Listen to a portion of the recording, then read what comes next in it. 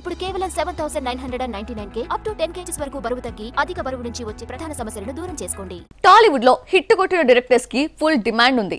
కత్తిలాంటి కథ రెడీ చేస్తే సినిమా చేయడానికి బడా స్టార్స్ కూడా రెడీగా ఉన్నారు. ఇలాంటి సిచ్యువేషన్స్ లో కూడా తన కొత్త ప్రాజెక్టు పై క్లారిటీ ఇవ్వడం లేదు అజయ్ భూపతి. మంగళవారం వచ్చి 6 నెలలు దాటినా ఎక్కడా తన కటౌట్ కనిపించడం లేదు.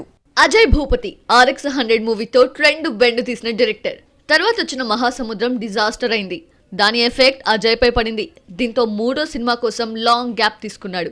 మళ్ళీ తన మొదటి సినిమా హీరోయిన్ పాయల్ రాజ్పుత్తో మంగళవారం సినిమా చేశాడు.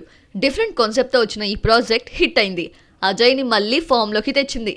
అయితే మంగళవారం రిలీజ్ అయి 6 నెలలవుతున్నా ఇప్పటి వరకు తన నెక్స్ట్ సినిమాపై క్లారిటీ ఇవ్వలేదు అజయ్ భూపతి. హీరో కార్తికేయతో అజయ్ ఓ మూవీ చేయబోతున్నట్లు ఆ మధ్య టాక్ వినిపించింది. కార్తికేయ సొంత ప్రొడక్షన్ లోనే ఈ సినిమా ఉంటుంది అని ప్రచారం కూడా జరిగింది. కానీ ఇప్పటి వరకు ఎలాంటి అప్డేట్ రాలేదు.